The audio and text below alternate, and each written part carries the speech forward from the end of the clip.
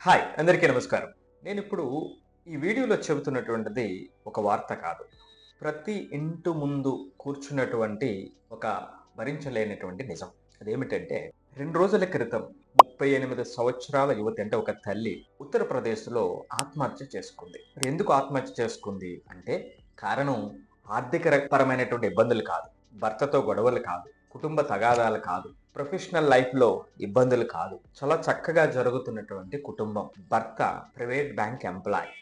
చాలా సుఖంగా జరుగుతున్నటువంటి కుటుంబంలో తల్లి అంటే భార్య ఆత్మహత్య చేసుకోవడం జరిగింది. ఎందుకు కారణం అంటే తన 13 సంవత్సరాల కొడుకు మొబైల్ అడిక్షన్‌తో మాట వినకుండా ఉన్నటువంటి పరిస్థితులు.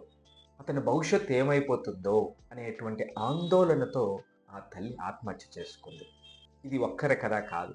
నాకు సౌత్ ఇండియా నుంచి వారానికి కనీసం 3-5 అటువంటి కేసెస్.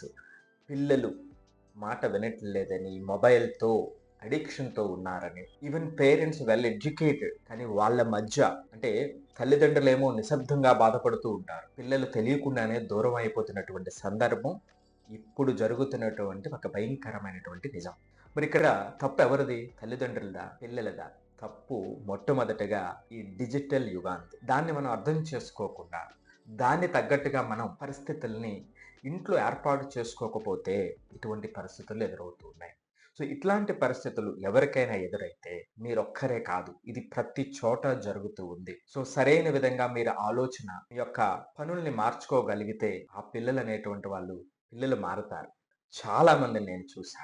ఖచ్చితంగా మారతారు. కానీ ఆ మార్పును ప్రారంభించేది ఎవరో తెలుసా? మనమే. అంటే ఇంట్లో పెద్దవాళ్ళు.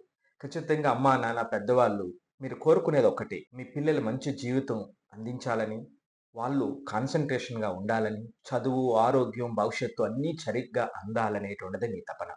కానీ అంతిమంగా జరుగుతున్నదేమిటంటే చిన్న చిన్న తగాదాలు. ఫోను గురించి, మొబైల్ అడిక్షన్ గురించి, చదువు గురించి ఈ ఈ రకమైనటువంటి తగాదాలు పెద్ద అగాధాన్ని సృష్టిస్తున్నాయి.